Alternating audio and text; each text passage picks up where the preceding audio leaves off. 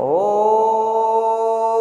कर्पूरगौरं करुणावतारं संसार सारं भुजगेन्द्रहारं सदा वसन्तं हृदयारविन्दे सदा वसन्तं हृदयारविन्दे भवं भवामि सहितं नमामि सहितं नमामि। ओम नमः शिवाय। समस्त शैव भक्त शैव उपासक मानक ये अधम सर्गक तार गभीरतम प्रदेश ओम नमः शिवाय आरंभ होइछि श्रावणी व्रत। समस्त शैव उपासक माने समस्त शिव भक्त शंकर भक्त माने एबे श्रावणी व्रत बा बोलबम पाई समग्र विश्व व्यग्र थांती, किंतु ये कोविड-19 प्रभाव रे आज समस्ते गृहबंदी। आज मु आपन को शिव महात्मा विषय सम्यक आलोकपात करी। आपण समस्त को आरंभ शेष पर्यंत सुनिबा पई निवेदन।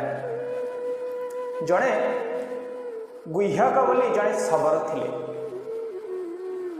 गुह्यक शबर कार्य कौन होची ना सब बेले से निजे व्याध है सब शिकार करे, जीव जंतु मान को मारे, आओ बहुत खराब कार्य लिप्त थाए। मद्यपान करे, सुरापान करे, चोरी करे, सब चोरी करे, आउ कौन ना मद्यपान करे। तार प्रमुख कार्य होची जेहेतु से जाति रे शबर थिला, शिकार करिबा तार प्रमुख कार्य अटे। तो जीव जंतु मान को मारी तार मांस को भक्षण करिबा से शबरर कार्य थिला। जेहेतु से निजको एक खराब निंदनीय कार्य नियोजित करुला, तेणुक सी पापर भुक्तभोगी हो जाता। ता विवेक कार्य ही करुनथिला। तो दिने गुह्यक नामक शबर जंगल भितर को प्रवेश करिला पशु शिकार करने। तो तार सबुदिने से पशु मान को शिकार करे, मारिक जो मांस निए से मांसरे निजर परिवार प्रतिपोषण करे, समस्त को आहार करती। तेणुक तार प्रवृत्ति राक्षस प्रवृत्ति हो जाता। दिनकर कथा सकाळु आसी स्त्री को बोई आसी, तमें अपेक्षार थाओ मु जंगल को जाऊँगी, जदि किए जीवजंतु मिले मुझार शिकार कर सारी आपण पाखे आनी पहुँचाइबी। तो स्त्री मध्य अपेक्षार अच्छी। तो दिन सरीबा बसिला किंतु शिकार मिलला नहीं। सेमती उपास रे जंगल भितर घूरी बुलू थाए पशु पक्षी को अन्वेषण रे शबर। संध्या है रातिर प्रथम पहर कहला आज दिन सारा सीना मत कौन से पशु पक्षी मिले ना, किंतु रातिर प्रथम प्रहर रे निश्चय कहीं ना कहीं गोटे जीव किंबा जंतु जलाशय को पानी पीवा आसबे। मुझे अपेक्षा करी रही से माने जितेबाला जलाशय निकट को तृष्णा निवारण करने आसबे से सर मारी हत्या करी। यही कथा भावी शबर जनक गुह्यक शबर जनक कौन कला ना एक बेल गछ उपरକୁ चढ़ीगला। से दिन थाए श्रावण मासर प्रथम सोमवार, बेल गछ उपरକୁ चढ़ीगला। शिव चतुर्दशी श्रावण प्रथम सोमवार बेल गछ उपरକୁ चढ़ीगला। किए ना गुह्यक शबर। बेल गछ उपरକୁ चढ़ी अपेक्षा कर रही थाए गुह्यक शबर केतबळे गोटे जीव किबा जंतुटी आसीब से ताको शिकार करिवो। शिकार करे ले गले स्त्री तार अपेक्षा रे थिवो। एक कथा भाबिकरी गुह्यक शबर कौन कला ना बेल गछ उपरକୁ चढ़ीगला। रातिर प्रथम प्रहर बेल गछ उपरକୁ चढ़ुथा, बेल तार पाद रे धीरे धीरे चढ़ुता, हाथ बाजिकी गोटे बेलपत्र छिंडिकी बेल गछ मूले शिवलिंग उपर पड़ा। जितेबले बेल गछ पर चढ़ला गोटे बेलपत्र छिंडिकी तार शिवलिंग तले शिवलिंग पर पड़ा। से समय वर्षार जल बिंदु से लिंग पर पड़ा। शिव चतुर्दशी श्रावण प्रथम सोमवार शिव पूजा तार से प्रथम पूजा हो गला। रातिर प्रथम प्रहर पूजा तार हो गला। तापरे गुह्यक शबर कौन कला अपेक्षार थाए। रातिर प्रथम प्रहरे प्रथमे गोटे हरिण आसी पहुँचीगला। गोटे हरिण आसी जितेबाला पहुँचीगला जलाशय निकटरे सेठू गुह्यक सेवर कौन कला ना धनुरे सर जोखी मारे चेष्टा कला। हठात पत्रर शब्दरे जितेबाला मृग जनक अनेई देला कि शबर ताको मारिया उद्यत होछि। से कहला हे शबर गुह्यक तुम्हें मत छाड़ी दियो। शबर कहला मु तुमको छाड़बी कारण तुम्हें मोर शिकार, मु तुमको जब छाड़देवी मो स्त्री सारे उपास अपेक्षार अच्छी, मु तुमको मारिक नेले मो स्त्री रोषेई कर। मृग कहला देख व्याध, देख शबर,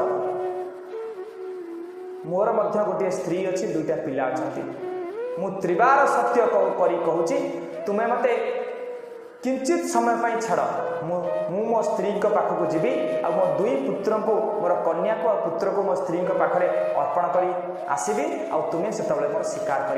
मुझे त्रिबार सत्य करी कहूँ जेहेतु प्रथम प्रहर शिव पूजा हो जाइए बेलपत्र पानी सहित शिवलिंग पर पड़ी से समय ता मन में टिके दया भाव जागृत हो कहार ना गुह्यक शबर। गुह्यक शबर कहूँ हौ मु तुम पर विश्वास कर तुमको छाड़ी दूची। यही समय सत्य करी चली जाइए मृग जनक। मृग गला मृग आर पटे जाइए आर मार्ग दे अन्य एक मार्ग में मृगी आसिक मृग को खोजी खोजी से जलाशय निकट में पहुँची। देखो विधिर विधान गोटे पटे स्वामी जाऊँगी आर पटे स्त्री जाऊँगी मृत्यु पाखक। मृत्यु पाखे आसिक मृत्युर जलाशय निकट में जलपान कला पुणी गुह्यक नाम शबर पुणी धनुषर काढ़ी।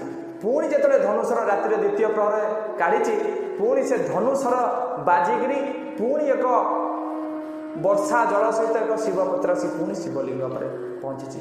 आउ कि तार पाप क्षय हो जाए। समय मृगी जिते जलाशय जलपान कर हठात पत्रर शब्द शुणी खड़खड़ को अनै देछि तार नजर पड़ जाइए गुह्यक शबर उपरे। से निवेदन करछि हे व्याध मु तुमको निवेदन जोड़ हस्त निवेदन रखुची तुम्हें मत छाड़ी दियो। गुह्यक शबर कहे मुझे तुमको केमी छाड़ी मु छाड़े मो प्राणी मैंने मरीजे मो परिवार मरीज मुझे तुमको केमी छाड़ी ना मु तुमको छाड़िया को कहूनी मत किंचित समय पाई मत छाड़तु। मोर मध्य गोटे कन्या अच्छी मोर मध्य गोटे पुत्र अच्छी मोर स्वामी पाखे मुझे जिमा दे आपण पाखक आसबि मु त्रिबार सत्य करी कहूँ। यही कथार जेहेतु किसी पाप क्षय हो जाए शिवपत्र पानी पड़क गुह्यक शबर राजी हो मृगुणी की छाड़ी देती। मृगुणी कहूँ मु जाऊँगी मो स्वामी पाखे मोर गोटे कन्या और पुत्र को जिमा दे मुझे पहुँचबी। यही समय मृगी चली जाइए। मृगी जो चली जाइए अन्य एक मार्ग में जलाशय निकट में मृग और मृगीकर पुत्र आसी पहुँची जाइए तृष्णा निवारण करने। तृष्णा निवारण करू करू पुणी गुह्यक शबर जिते धनुषर तीर को जोखिची यही समय पुणी एक बेलपत्र वर्षा जल रातिर तृतीय प्रहर शिवलिंग पर पड़ जाइए।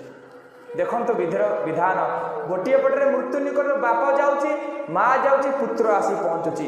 पुत्र बेलपत्र शब्द शुणिक देखी व्याध मत मारे आसूची से अनुरोध कर हे व्याध गोटे शैशव शिशु को मारी आप पाप करूँ ना।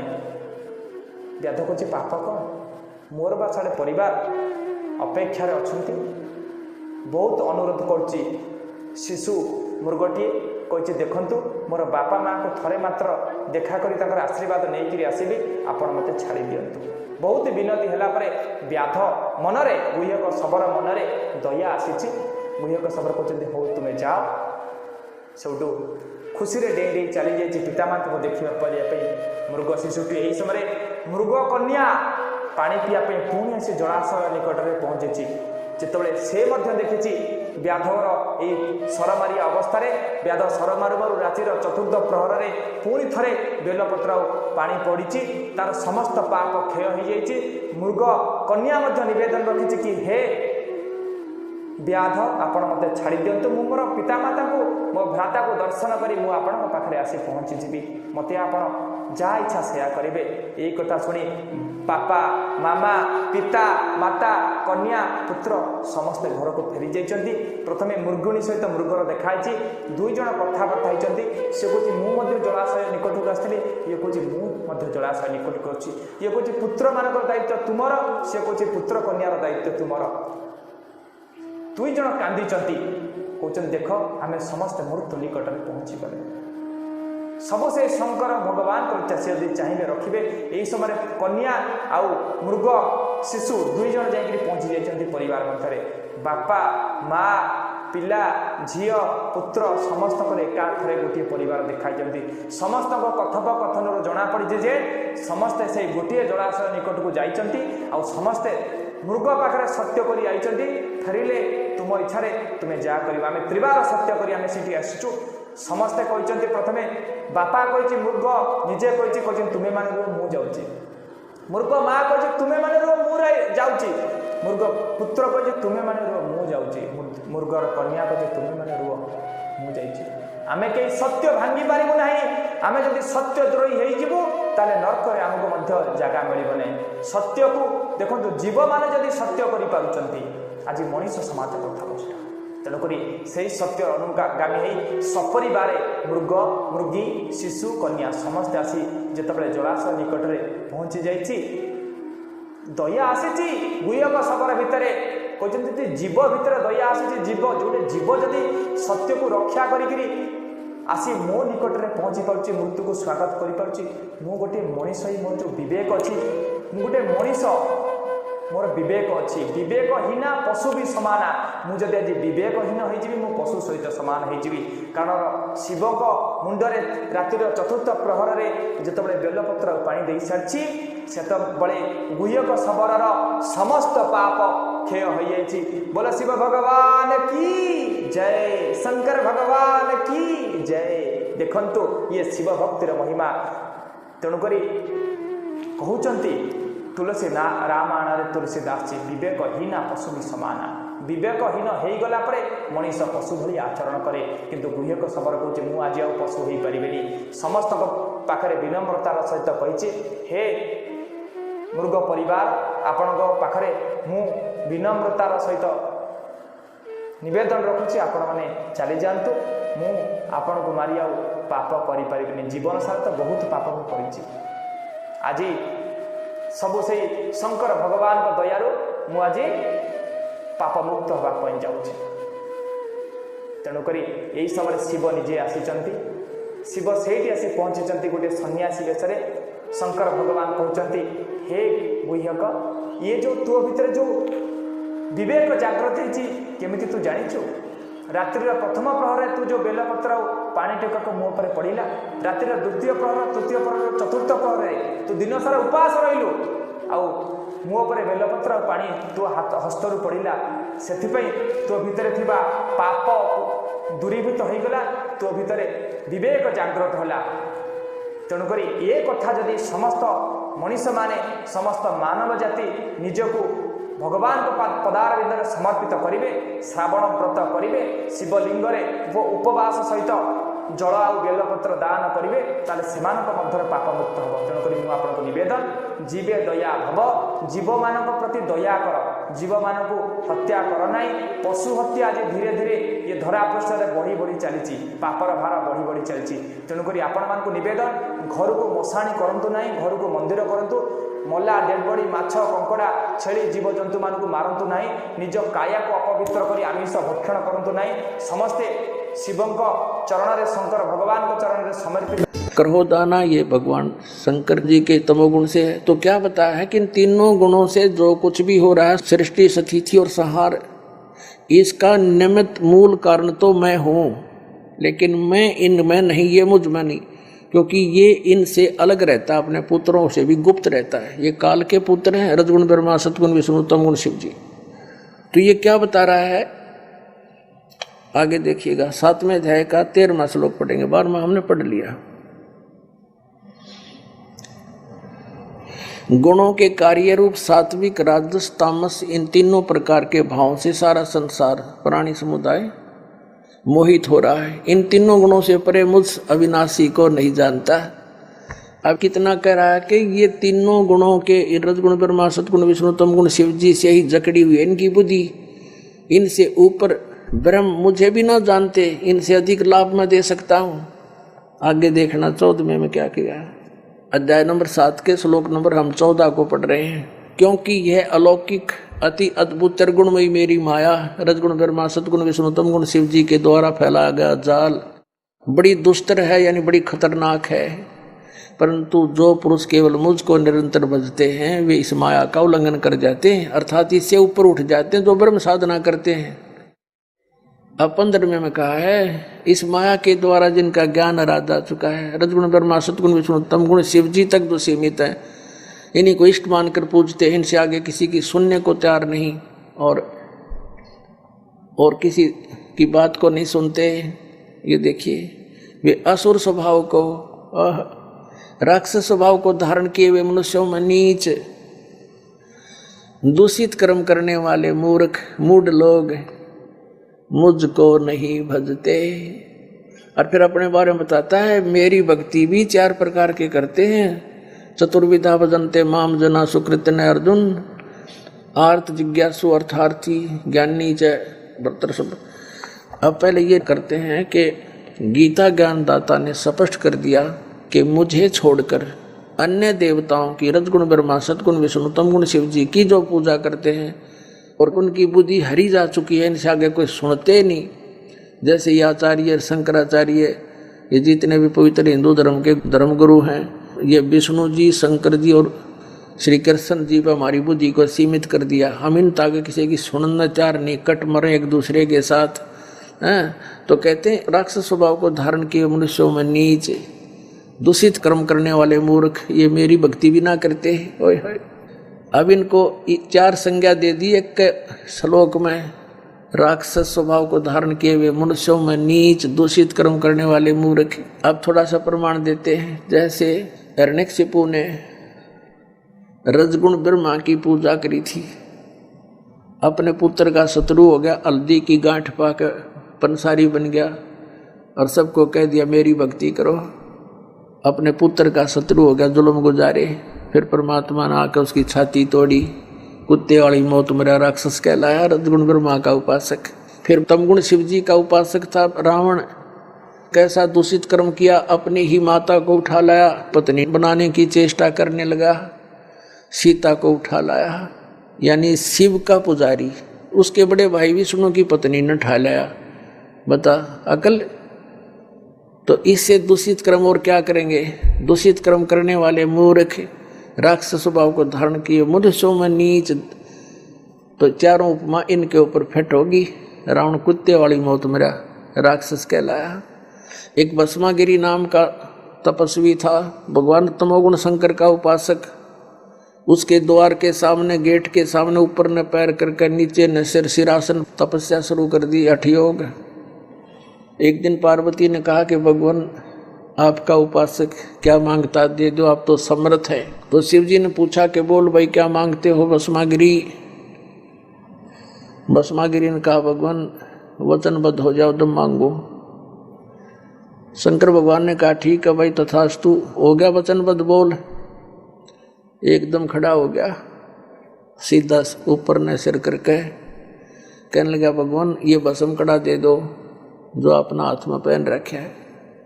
भगवान श्री शंकर जी ने सोचा साधु संत है, जंगल में रहता है, अपनी रक्षा के लिए मांगता होगा, निकाल के दे दिया और वचनबद्ध हो ही गए थे। अब ज्यों ही उस राक्षस के हाथ में वो कड़ा आया, उसी समय कह दिया कि होले होशियार शिव जी तुझे मारूंगा, मैं इसलिए साधना कर रहा था और पार्वती को पत्नी बनाऊंगा। हा हा हा हा, एकदम बदल गया थे। और अब देख लिया भगवान शिव ने भी, भाई तो बात बिगड़ गई, चेहरा बदल गया एकदम। तो भगवान शंकर भाग लिए वहां से अपनी जान बचा के। अपने आत्मा देखो, आगे आगे तो भगवान और पाछे पुजारी, जा खागड़ा जोटे की तरफ आगे।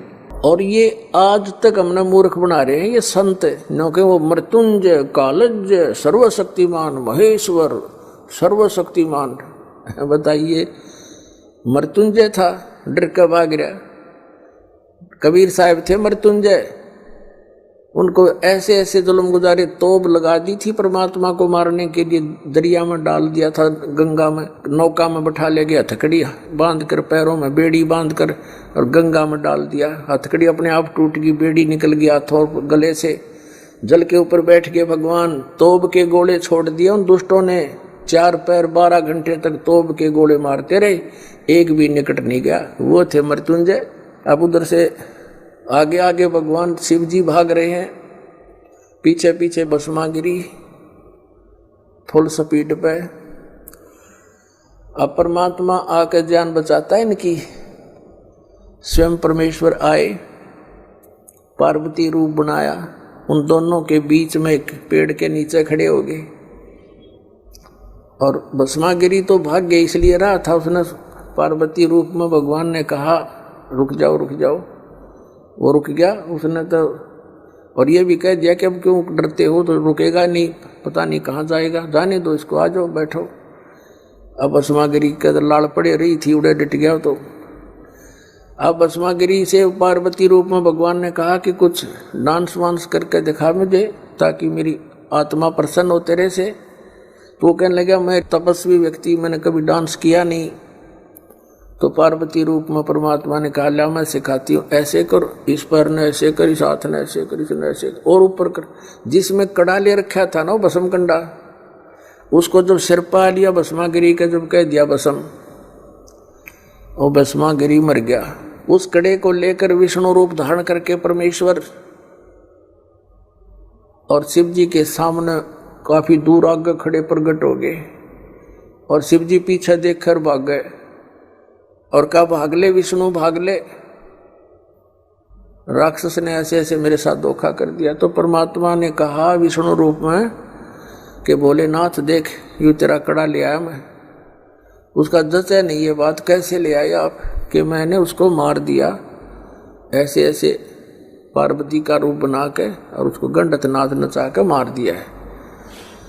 अब उसका जचा को नहीं ये बात, तब साथ लेकर आए उसको, उसकी राख दिखा ली ना, देखियो मरा पड़ा, यू जल गया। जब दिल की धड़कन ठीक हुई मृत्युंजय की, शंकर भगवान की, अपने आत्मा इससे भी दुष्ट और कौन होंगे। अपनी माँ के ऊपर नीत डिगा दी, और भगवान शंकर को अंतर्यामी के ये नहीं समझ सका, यू राक्षस के सोच लिए बैठा है, और दे दिया कड़ा ठाकर उसका 2 मारो जूत भगा देता वहां से।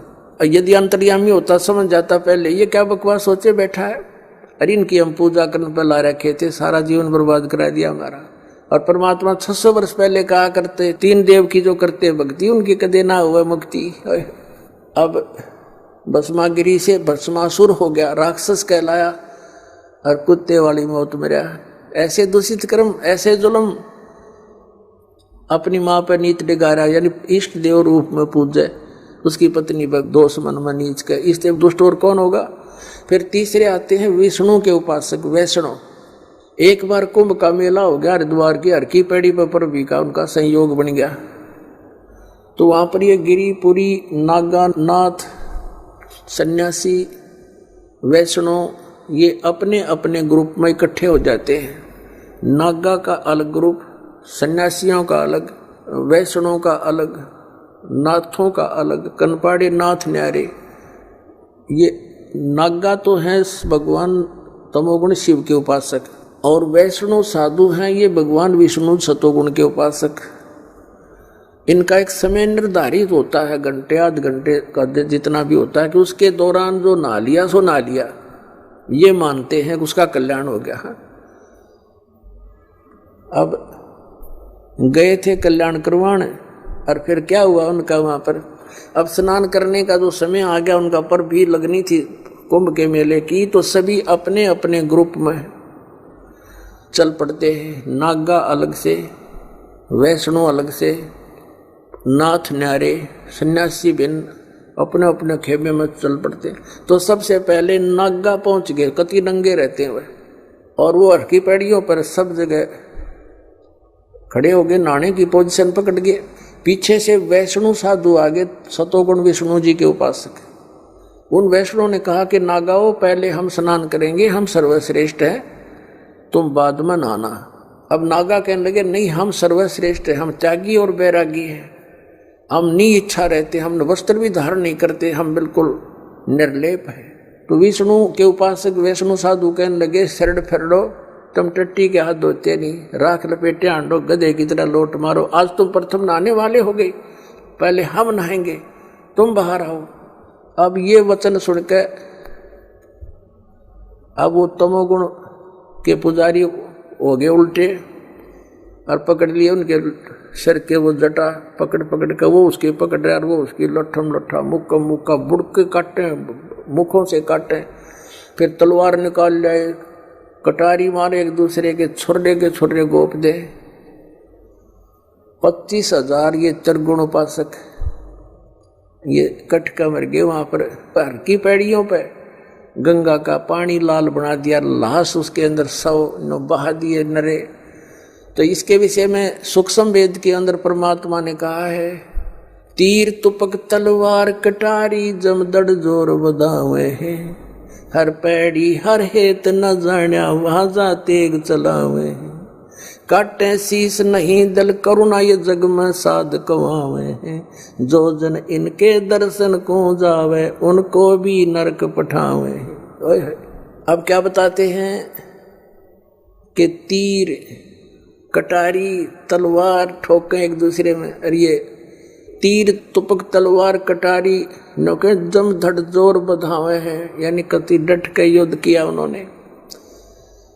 और हर पैड़ी हर हेत नहीं जाण्या वाजा करद चलावे हैं।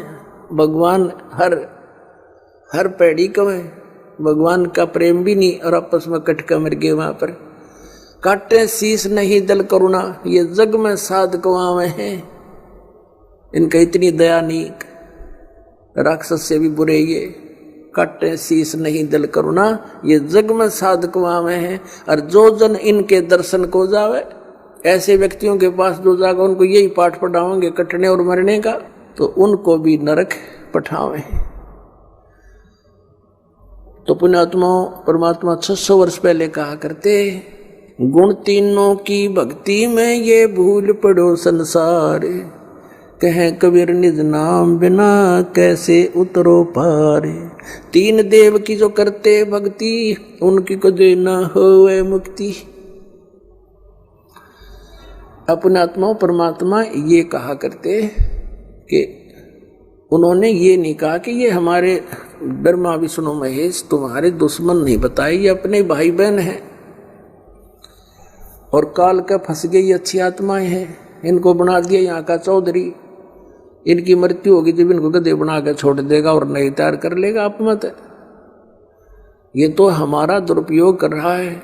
और दुर्भाग्य उन देवताओं का, ब्रह्मा विष्णु महेश का, जो आज स्वर्ग में बैठे हैं, उनके हाथ से ये प्राइम टाइम निकल गया इनका, जो आज आपको प्राप्त हो रहा है। ये समय है। अब कबीर परमेश्वर से परिचित होकर आदरणीय गरीबदास साहिब जी, परमात्मा कबीर जी आदरणीय गरीबदास साहिब जी को सतलोक लेकर गए थे। वह सब सतीथि से परिचित करा कर, ब्रह्मा विष्णु महेश की सतीथि से परिचित करा कर वापस छोड़ दिया। उसके बाद उन्होंने कहा था, तीनों देवा कमल दल बसे, ये ब्रह्मा विष्णु महेश, प्रथम इनकी वंदना फिर सुन सतगुरु उपदेश। उनका था कि तीनों ब्रह्मा विष्णु ये तीनों देवा कमल दल में बसते, हमारे कमलों में, इन दलों में अंदर रहते हैं। और प्रथम इनकी वंदना, ये मंत्र जो करते हैं इनकी साधना करते हैं, और फिर सुन सतगुरु उपदेश, सतगुरु के ज्ञान को सुनो और उसका पूरा कंप्लीट कोर्स लो, तब ये बात बनेगी। अब ब्रह्मा विष्णु महेश हमारे कोई दुश्मन नहीं है। कई कहते हैं कि आपके गुरुजी तो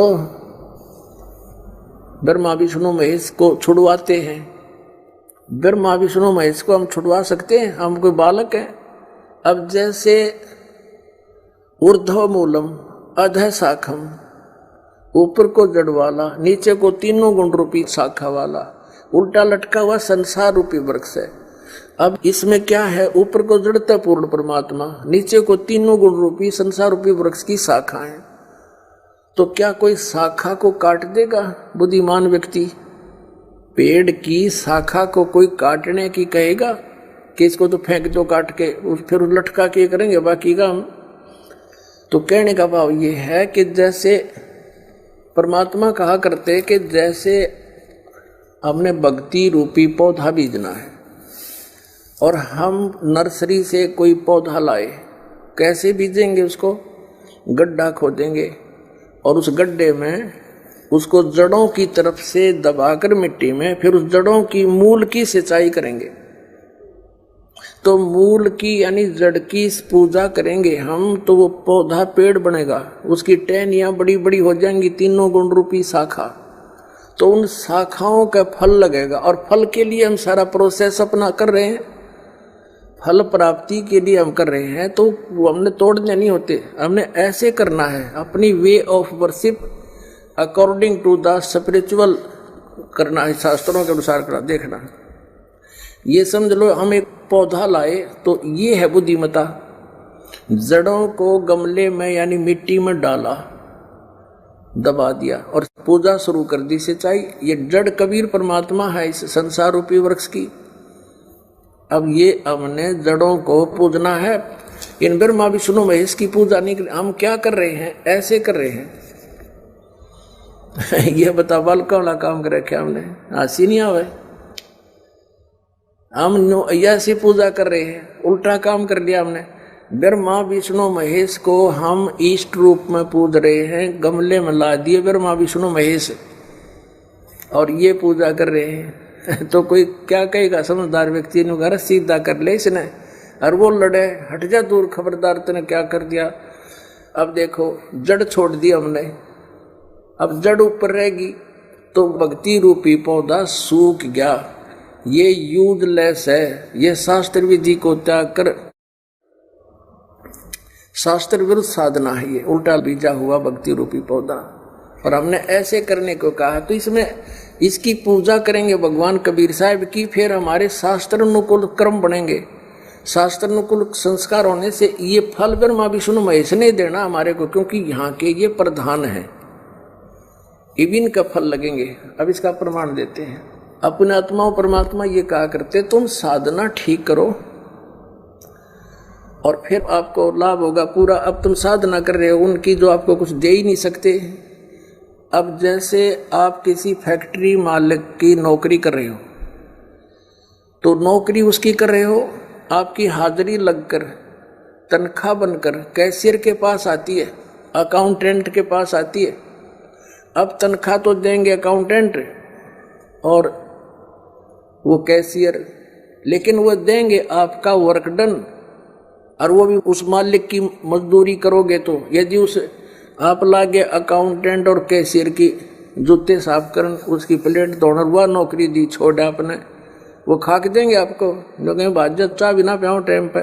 तो इसी प्रकार हमने पूजा तो करनी है, मजदूरी तो करनी, इष्ट रूप में तो पूजना परमपिता को, कबीर साहब को, और फिर उससे बनेंगे हमारे शास्त्र अनुकूल जितने भी शुभ संस्कार फिर देंगे। यही यहाँ पर जब तक आप यहाँ रहोगे तो यहाँ के ये प्रधान है, इन्होंने हमारा वर्क डन देना है।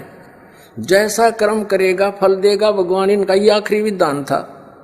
तो ये भगवान तो वर्क डन ही दे सकते, इसमें ऐड नहीं कर सकते। और फैक्ट्री मालिक मनमाना करा के दे तोहफे में, यानी परमात्मा हमारे मालिक हैं, मालिक तो कुछ भी दे सकता है। अब और थोड़ा सा दिखाते हैं, क्योंकि कंसेप्ट इससे जुड़ा हुआ है। इसी गीता के अध्याय नंबर 3 के, ये श्रीमद् भगवद गीता अध्याय नंबर 3 के आपको दिखाते हैं, श्लोक 10 से लेकर 15।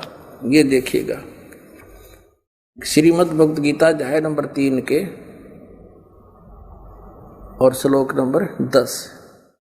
प्रजापति ब्रह्मा ने कल्प के आदि में यज्ञ सहित प्रजाओं को रचकर कहा था, तुम लोग इस यज्ञ के द्वारा, यज्ञ माने धार्मिक अनुष्ठान, शास्त्र अनुकूल वृद्धि को प्राप्त हो। यह यज्ञ तुम लोगों को इच्छित भोग प्रदान करने वाली हो। 11वें में कहा है, यज्ञ के द्वारा देवताओं को उन्नत करो और वो देवता तुम लोगों को उन्नत करें। इस प्रकार निस्वार्थ भाव से एक दूसरे को उन्नत करते हुए तुम लोग कल्याण को प्राप्त हो जाओगे। 12वें में फिर कहा है, यज्ञ के द्वारा बढ़ाए गए देवता, बताओ देवता ने क्या हम पकड़ कर बढ़ावाएंगे, खींच कर बढ़ावाएंगे उन्हें? अब ये विधि बता रखी है कि शास्त्र अनुकूल साधना करने से, जड़ की पूजा करने से ये तीनों देवता रूपी शाखा बढ़ जाएंगी, बड़ी हो जाएंगी, फिर ये फल देंगे। देखिए, यज्ञ के द्वारा, शास्त्र अनुकूल साधना के द्वारा बढ़ाए हुए यानी बढ़े हुए देवता, ये तीनों शाखाएं तुम लोगों के बिना मांगे ही इच्छित भोग निश्चय देते रहेंगे। उन देवताओं को दिए हुए भोगों को जो पुरुष उनके बिना दिए स्वयं भोगता है वह चोर है। अब क्या सिद्ध हो गया कि जैसे हम मूल की पूजा करेंगे, मूल की यानी जड़ की पूजा करने से टहनी बड़ी हो जाएंगी, ये देवता बढ़ गए, बड़े होकर ये फलों से लथपथ हो जाएंगी, ये टहनी बिना मांगे देंगे अपने आप, क्योंकि हम मूल की पूजा कर रहे हैं तो अपने आप इनका बस की बात नहीं, देने पड़ेंगे फल हमारे को।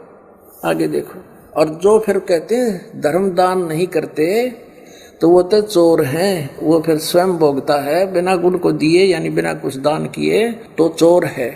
13वें में कहा है, यज्ञ से बचे हुए अन्न को खाने वाले श्रेष्ठ पुरुष सब पापों से मुक्त हो जाते हैं, और जो पापी लोग अपने शरीर पोषण के लिए ये अन्न पकाते हैं वे तो पाप ही खाते हैं। इसका कहने का भाव यह है, अपने आत्माओं यहाँ पर सतलोक आश्रम बरवाला जिला हिसार हरियाणा में पूरे विश्व में एक ये स्थान है जहाँ शास्त्र अनुकूल साधना होती है।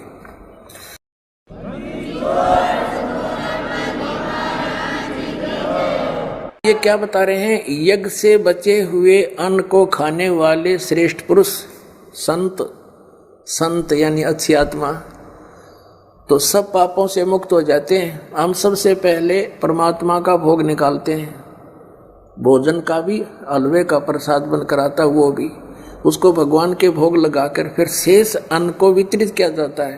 तो ये कहते हैं यज्ञ से बचे हुए अन्न को खाने वाले संत, साधु संत भक्त, यज्ञ से बचे हुए अन्न को खाने वाले संत है यानी साधु संत भक्त आत्माएं, अच्छी आत्माएं सब पापों से मुक्त हो जाते हैं। अब कहने का भाव ये है कि यहाँ पहले भगवान को भोग लगा के शेष बचे हुए अन्न को उसके बच्चों को वितरित किया जाता है, वो महापाप नाशक बन जाता है। तो यहाँ आओगे तो सारी साधना मिल लगेगी आपने, तो सब पापों से मुक्त आप होगे, ज्ञान सुनोगे, धर्म यज्ञ, ज्ञान यज्ञ, प्रणाम यज्ञ, सारी यज्ञ, सब साधना पूरा ट्रीटमेंट दिया जाएगा। फिर कहते हैं जो दान धर्म नहीं करते वो तो चोर हैं भगवान के। जिन हर की चोरी करी और गए राम गुण भूल, ते बिदना बागुल किए वो फिर झूले उल्टी झूल। कहते हैं जिन हर की चोरी करी, भगवान ने जो आपको दान दिया है, धन आपके संस्कार में, उसको आगे दान जो नहीं करता वो तो चोर बताया भगवान का। तो फिर क्या बताते हैं देखिएगा, आगे इसमें निष्कर्ष निकल रहा है। 3रे अध्याय का हमने ये 13वां श्लोक पढ़ लिया। यज्ञ से बचे हुए अन्न को खाने वाले श्रेष्ठ संत माने आप अच्छी आत्माएं सब पापों से मुक्त हो जाते हैं, और जो पापी लोग अपना केवल कमाया और खाया वहीं तक सीमित हैं वो तो पाप को खाते हैं। अब 14 और 15 में एक निर्णायक ज्ञान दे दिया। पहले इनका अनुवाद पढ़ाएंगे इंजीनियरों का, फिर समझ में आएगा। संपूर्ण प्राणी अन्न से उत्पन्न होते हैं, अन्न की उत्पत्ति वृष्टि से होती है, वृष्टि यज्ञ से होती है, यज्ञ इसका अर्थ है शास्त्र अनुकूल कर्मों से जो होता है वो विहित कर्मों से उत्पन्न होने वाले हैं, यज्ञ यानी धार्मिक अनुष्ठान। और कर्म समुदाय को तो ब्रह्मो उद्भवम, इन्होंने ब्रह्म का अर्थ वेद कर दिया है। कोई बात हुई, ब्रह्म का अर्थ वेद कर दिया।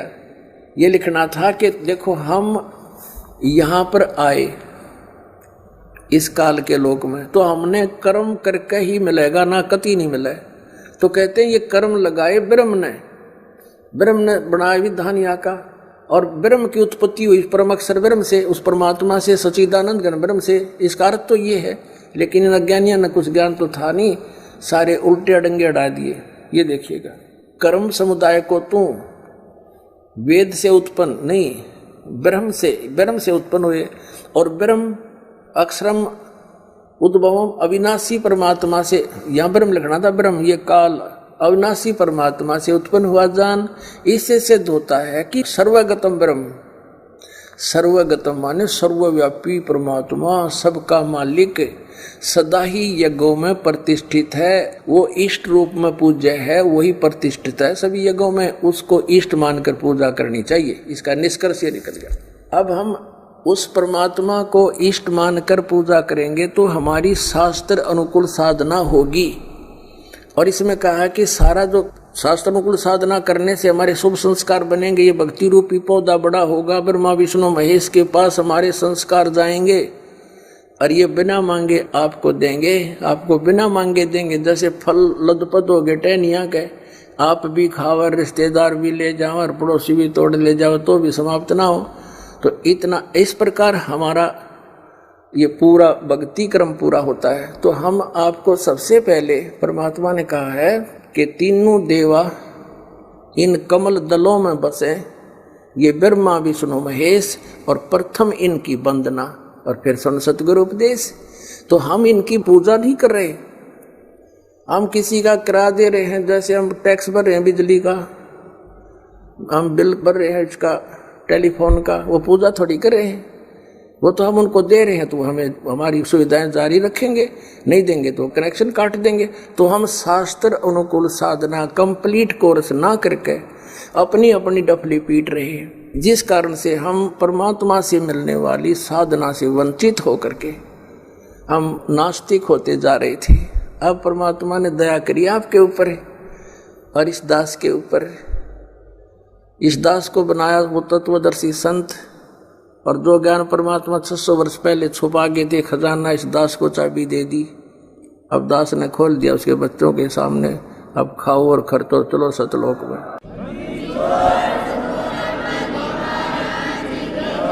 आइए अब हम उन श्रद्धालुओं के अनुभव जानते हैं जो जगत गुरु तत्वदर्शी संत रामपाल जी महाराज जी से दीक्षा प्राप्त कर चुके हैं तथा उनके द्वारा बताए गए भक्ति मार्ग पर चल रहे हैं। क्या नाम है गुड़िया आप जी का? मेरा नाम कोयल भारती। गुड़िया कहाँ से आए हैं आप? मैं बठिंडा पंजाब। परम संत सतगुरु रामपाल जी महाराज की शरण में आने से पहले आप कौन सी भक्ति करते थे? परम संत सतगुरु रामपाल जी महाराज जी की शरण में आने से पहले मैं डेरा सच्चा सौदा तथा अन्य देवी देवताओं की भक्ति किया करती थी।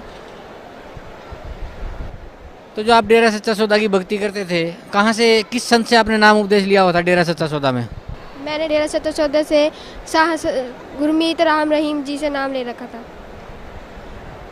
तो संत गुरमीत सिंह जी राम रहीम जी ने आपको क्या नाम दान दिया था भक्ति करने के लिए? सतपुरुष अकाल मूरत सब स्वरूपी राम। तो जो आप मंत्र बता रहे हैं, जो डेरा सच्चा सौदा के संत गुरमीत सिंह जी ने आपको दिया था, सतपुरुष अकाल मूरत सब स्वरूपी राम, इस मंत्र का आपने कितने दिन तक जाप किया? करीब 10 साल तक। तो 10 साल तक जो आपने इस मंत्र का जाप किया, उससे आपको क्या लाभ मिला? मुझे अभी तक कुछ लाभ नहीं हुआ था, बहुत ज़्यादा कठिनाई आ रही थी। मेरे भाई का उधरी डेरा सच्चा सौदा में ही एक्सीडेंट हो गया था, बहुत ज़्यादा परेशानी हो गई थी, लेकिन हमें कोई लाभ नहीं हुआ था। तो कैसे भक्ति करते थे आप, कैसे जाप करते थे इस मंत्र का? हम बैठ के चिट्टा कपड़ा सिर पे लेके और फिर नाम जपा करते थे। गुड़िया, परम संत सतगुरु रामपाल जी महाराज की शरण में कैसे आए आप? संत सतगुरु रामपाल जी महाराज जी की शरण में इस तरह ही मेरे पिताजी ने नाम ले रखा है। उन्होंने मुझे ज्ञान गंगा पुस्तक दी, वो कह रहे ये पढ़ के आप नाम दीक्षा लेने की वो करना। लेकिन फिर मैंने करीब 5 दिन तक मेरे पास वो किताब रखी रही, पर मैंने पढ़ी नहीं। मैं क्या मेरे को लगता है मेरा डेरा सच्चा सौदे वाला ही सही है।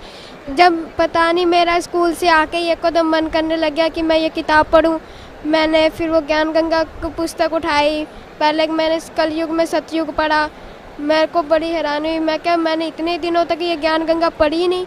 फिर मैंने बहुत पढ़ा, उसे 5 दिन तक मैंने लगातार पढ़ी, मुझे बहुत ज़्यादा ज्ञान हो गया। फिर मैंने अपने पिताजी से कहा, पिताजी मुझे तो अब नाम दीक्षा लेके आनी है। गुड़िया, जैसे आप बता रहे थे कि पहले आप डेरा सच्चा सौदा से जुड़े हुए थे 10 साल तक, संत गुरमीत सिंह जी राम रहीम ने आपको 3 मंत्र का जाप दिया था, सतपुरुष अकाल मूरत सब स्वरूपी राम, उसका आपने 10 वर्ष तक जाप किया, आपको कोई लाभ नहीं मिला। फिर आप परम संत सतगुरु रामपाल जी महाराज से आपने नाम उपदेश लिया। तो जो सत भक्ति परम संत सतगुरु रामपाल जी महाराज ने आपको दी है, उस भक्ति से आपको क्या लाभ मिला? उस भक्ति से तो मुझे सबसे बड़ा ये लाभ हुआ कि गुरुजी मुझे सतलोक लेकर गए। सतलोक में जब मैं सिमरन प्रथम मंत्र मिला था, तब मैंने प्रथम मंत्र पहले मैंने जब नाम दीक्षा ली थी, मैं इतना मंत्र नहीं कर पाई थी, मुझसे ज़्यादा हो नहीं पाया करता था। लेकिन जब से स्कूल की छुट्टियां पड़ी, मेरा मन और ज़्यादा बढ़ता चला गया भक्ति करने पे। मैं कहा मेरे को भक्ति करनी चाहिए। जब से मैंने 8 साल की लड़की का सतलोक के बारे में वो सुना इंटरव्यू, मुझे भी थोड़ी सी भक्ति तेज़ होने लगी। मैं कहा अगर वो भी जा सकते हैं तो हम भी जा सकते हैं। मैंने फिर अच्छी तरह छुट्टियों में बहुत भक्ति करी।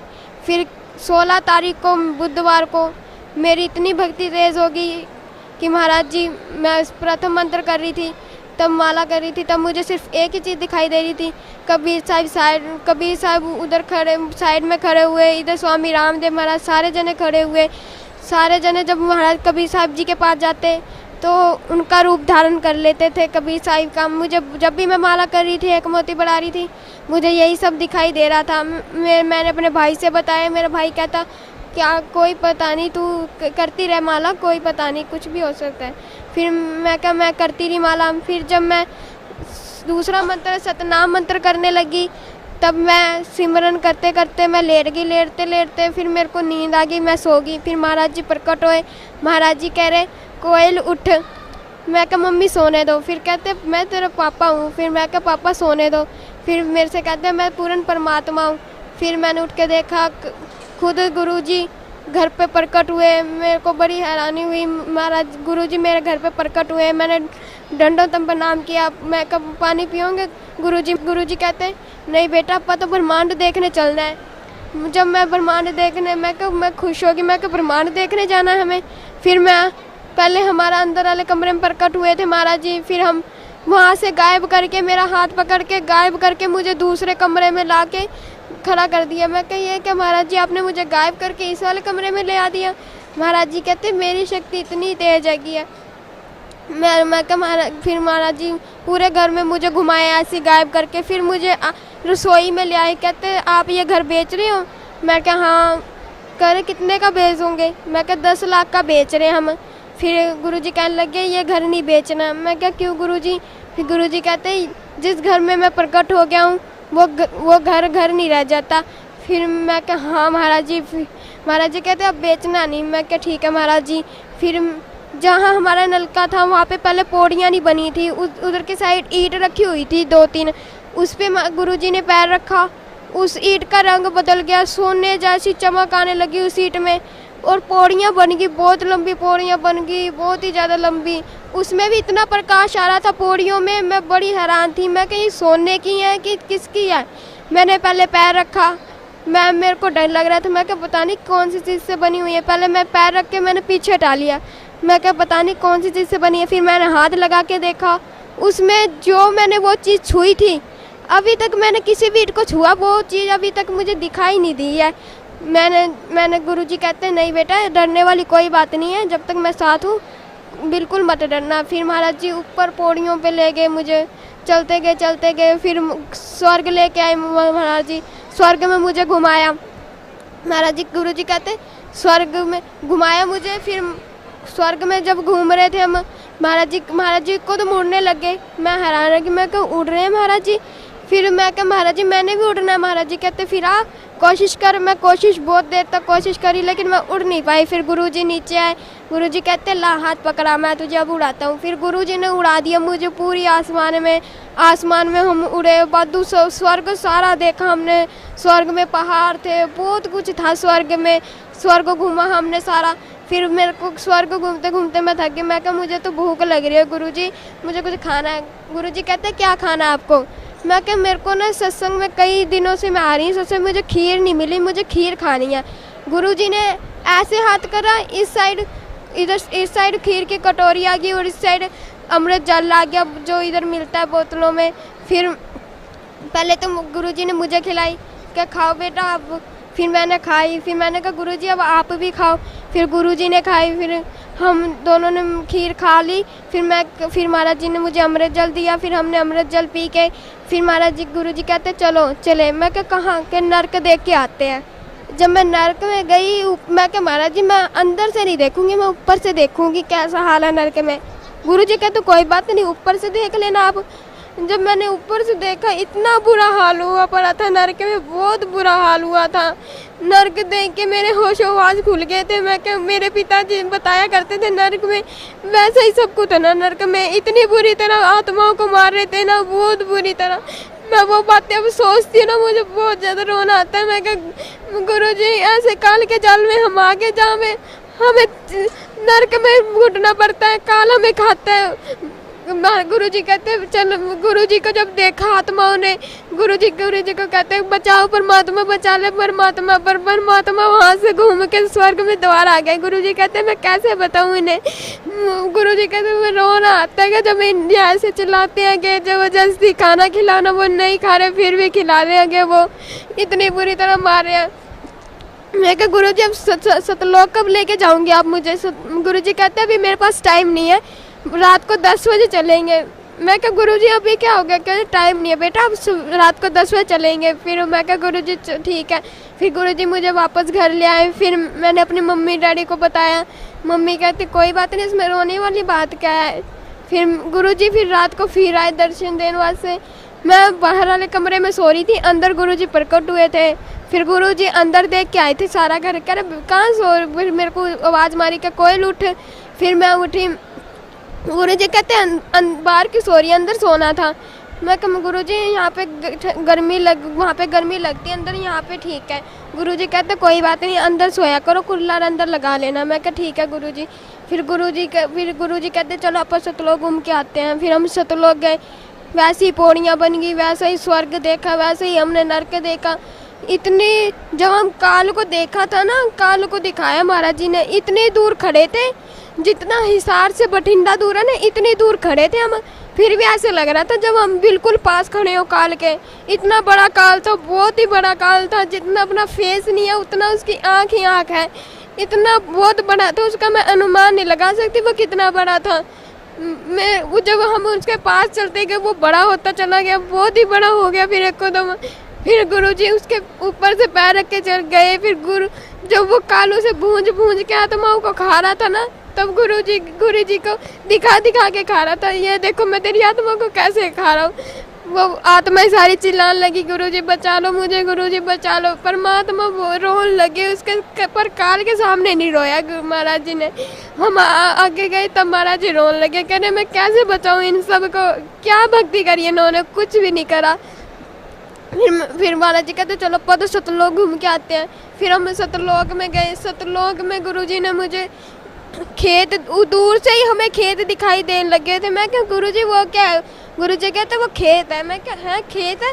जब हम उसके खेत के पास गए तो उनका खेतों का कलर ही अलग था, जो कलर यहाँ पे है ही नहीं गया, ऐसे कलर थे वहाँ पे। फिर मैंने कहा उधर तितलियाँ थी, मैंने तितलियों का हाथ में जब पकड़ा ना तो हाथ खोल के देखा वो तितली गायब थी मेरे हाथ से। मैं कहा ये तितली कहाँ गई। फिर देखो ऊपर वो उड़ी जा रही, वो रंग बदल गई फिर से दोबारा। मैं कहा गुरुजी ये क्या हो गया। गुरुजी कहते यहाँ पे ऐसे ही है। फिर हम और आगे गए। फिर वहाँ पे हमने पहाड़ देखे, मानसरोवर देखा, हमारा खुद का घर देखा हमने। फिर मुझे महाराज जी ने अपना सिंहासन दिखाया, इतना बड़ा सिंहासन, बहुत बड़ा सिंहासन, उसमें भी हीरे मोती लगे हुए, पहाड़ों की साइड में भी हीरे मोती लगे हुए थे, घरों में भी हीरे मोती। इतना अच्छा था ना, बहुत ही ज़्यादा अच्छा था। गुरुजी तो सिंहासन की तरफ जाने लगे। मैं कहा गुरुजी आप कहाँ जा रहे हो। गुरुजी कहते मैं तो अपने सिंहासन पे जा रहा हूँ। मैं कहा फिर मुझे सतलोक कौन दिखाएगा। फिर गुरुजी कहते कोई बात नहीं, आपको सतलोक कोई ना कोई दिखा देगा, आप आगे जाके देख लेना। फिर गुरुजी जब सिंहासन की तरफ जा रहे थे, गुरुजी को मैंने दूर से देखा, वो जब सिंहासन पे बैठने लगे एकदम आसमान में उड़ गए। फिर उनकी जब वो उड़े तो उनका शरीर जब नीचे वापस आए तो उनका शरीर अलग था, उनका शरीर बहुत ही अलग था, बहुत ही ज़्यादा। मैं कहा हाँ ये कैसे शरीर महाराज जी का हो गया। मैंने पास में जा ही नहीं पा रही थी, इतना प्रकाश आ रहा था, बहुत ज़्यादा प्रकाश आ रहा था। फिर मैं तो सतलोक घूमती। फिर मैं सतलोक जब देखने लगी, मेरे को डर लग रहा था। मैं क्या सतलोक में पहली बार आई, मुझे कुछ पता नहीं। फिर मुझे ना जाते जाते रास्ते में ही मुझे आत्मा मिल गई एक। वो आत्मा में इतना रौनक थी, इतना प्रकाश था, बहुत ज़्यादा। उसका जो शरीर था वो अलग था, वो ना स्त्री थी ना पुरुष था, कुछ भी नहीं था, पता ही नहीं चल रहा था वो स्त्री है कि पुरुष है, कुछ भी पता नहीं चल रहा था मुझे। फिर वो कहते आप सतलोक में पहली बार आए हो? मैं कि हाँ मैं पहली बार आई हूँ। वो कहते चलो फिर आपको सतलोक दिखाएं। मैं कहा हाँ चलो। फिर हमने सतलोक पहले पैदल से ही देखा, पैदल में हमने घर देखे, मैंने खुद का घर देखा, घर देखा, मानसरोवर देखा, सारा पैदल वाला देख लिया। फिर वो कहती चल वाहन में घूमने चलते हैं। मैं कहा वाहन में आप गिर नहीं जाएंगे? वो कहती नहीं गिरते। मैं वाहन में पहले तो मैं बैठ गई। जब वाहन उड़ने लग गया, पहाड़ों के बीच में से जा रहा था, मेरे को तो डर लग रहा था। मैं गई हाँ ये पहाड़ों के बीच में से जा रहा, लगता मैं तो आज जाऊंगी, मरूंगी मैं तो आज। मैं बहुत ज़्यादा घबरा गई थी। मैं कहीं पहाड़ के बीच में से लेके जा रही हूँ, मुझे तो डर लग रहा है ऊपर से। फिर वो आत्मा पूछने लगी आप डरो मत, यहाँ मृत्यु जन्म होता नहीं है। फिर भी मैं कहा होश, आपका शरीर अलग है, मेरा शरीर अलग है। वो कहती कोई बात नहीं होगी मृत्यु जन्म। फिर मैं का विश्वास है नहीं मुझे इतना। वो कहती चल मैं विश्वास दिलाती हूँ। फिर उसने पहाड़ों के बीच में से ही ले गई। मैंने आंखें बंद कर ली। मैं कहा आज तो मैं गई। जब आंखें खोल के देखा, मेरा शरीर में एक भी खरोच नहीं आई थी, थोड़ी सी भी चोट नहीं लगी थी। मैं बड़ी हैरान। मैं कहा है यहाँ पे सच्ची मृत्यु जन्म नहीं होता, यहाँ तो सच्ची जो चीज़ पृथ्वी में नहीं है वो चीज़ यहाँ पे है, ना मृत्यु है ना जन्म है। हमने सतलोक ढूंढा। मैं कहा फिर वो कहती है अब तू कहाँ जा रही है? मैं कहा मैं तो गुरुजी के पास जा रही हूँ। क्यों? मैं तो गुरुजी से कहूँगी कि मुझे तो अब यहाँ से जाना ही नहीं है। फिर गुरुजी के पास जब मैं गई, गुरुजी बैठे थे, कह रहे क्या हुआ सतलोक देख लिया? मैं कहा हाँ। अच्छा है? मैं कहा बहुत ज़्यादा अच्छा है। फिर गुरुजी कहते चलो अब नीचे चलना है। मैं कहा नीचे कहाँ? क्या पृथ्वी में जाना है? मैं कहा मैं अब नीचे नहीं जाऊँगी किसी भी हालत में। क्या जाना तो पड़ेगा बेटा, ऐसी बात नहीं है, आपको जाना तो पड़ेगा। वो कहते इंटरव्यू देना है आपको। मैं क्या कोई बात नहीं, इंटरव्यू मैं कभी और दे दूंगी, मैंने तो यहीं रहना है। फिर गुरुजी कहते भक्ति कौन करेगा? पिछली भक्ति से तू आ पाई है सतलोक। मैं क्या मैं माला सतलोक में ही ले आती हूँ, यहीं कर लूँगी मैं सिमरन। गुरुजी हंसने लगे। गुरुजी कहते हैं तू माला यहाँ लेके आएगी? ऐसे नहीं हो सकता, ऐसे तो फिर सारी आत्माएं आ सकती हैं यहाँ पे माला लेके। फिर भी तो अगर तू माला लेके फिर भी आ भी गई तो फिर तू भक्ति कैसे करेगी? मैं क्या कर लूँगी मैं गुरुजी। फिर गुरुजी कहते ऐसे कैसे भक्ति करेगी? तू पूरा दिन तो तू सतलोक में घूमती रहेगी, क्या तू भक्ति करेगी? भक्ति में तेरा मन ही नहीं लगा करेगा। मैं क्या हाँ। कहते देख ले अगर तूने भक्ति थोड़ी सी भी करी नहीं ना भक्ति, तो तुझे भी काल वैसी खाएगा जैसे उन आत्मा को खाता था। मैं क्या नहीं ऐसे थोड़ी ना खा लेगा मुझे। फिर वो क्या नहीं ऐसे खा सकता है, खाने में क्या गए। मैं क्या चलो ठीक है मैं नीचे चली जाती हूँ। जब मैं वापस महाराज जी फिर कह रहे चलो नीचे जाना है। फिर मैं कहा ठीक है मैं आ रही। फिर जब वो मैं जा रही थी नीचे आ रही थी वापस, तो मेरी जो फ्रेंड थी जो मिली थी मुझे आत्मा, वो कह रही थी अब कब आएगी? मैं क्या आऊँगी, पक्का आऊँगी, अब की बार मैं हमेशा के लिए आऊँगी। वो कहती अच्छा पक्का आना, फिर अब मैं यहाँ पर रोज़ घूमा करेंगे। मैं क्या हाँ। वो कहती पक्का आएगी ना? मैं क्या हाँ पक्का आऊँगी, 100% आऊँगी। फिर वो कहती अच्छा। फिर हम वापस नीचे आए। नीचे मैंने अपने मम्मा डैडी को बताया। मम्मा डैडी कहते ये क्या तू सतलोक घूम भी आई, हमें बताया भी नहीं। मैं क्या मम्मा ऐसी बात नहीं है, आप भी किसी दिन जाओगे। बुढ़िया भक्त समाज को क्या संदेश देना चाहते हैं आप? भक्त समाज को मैं यही संदेश देना चाहती हूँ कि आप संत रामपाल जी महाराज जी के शरण में आए और नाम दीक्षा लेके अपना कल्याण करवाएं। मुझे पता है कि नरक में क्या हाल हो रहा था और काल कैसे भूंज के खा रहा था। मैंने सब अपनी आंखों से देखा है, तय करके मुझे पता है कि क्या हाल हो रहा था, काल कैसे खा रहा था दिखा के, गुरुजी कैसे रो रहे थे, मुझे सब पता है। इस दुनिया में सिर्फ पूर्ण परमात्मा सिर्फ एक ही है जो दुनिया में आ चुके हैं। आप इनके शरण में आए और अपना कल्याण करवा ले, नहीं तो कोई पता नहीं। कबीर साहिब अब 600 साल बाद अब ये रूप धारण करके आए हैं कबीर साहिब। अब समझ लो अगर इसके बाद कब आएंगे, ये गोल्डन चांस है इसको अगर तुमने जीत लिया ना, फिर तुम अब हमेशा के साथ लोग रह सकते हो। अगर ये गोल्डन चांस तुमने छोड़ दिया तो कभी भी तुम रह नहीं सकते। मेरी सिर्फ भक्त समाज से यही संदेश देना चाहती हूँ कि इधर सतलोक आश्रम बरवाला आए और अपना कल्याण करवाए। जी धन्यवाद आपका, बहुत बहुत धन्यवाद।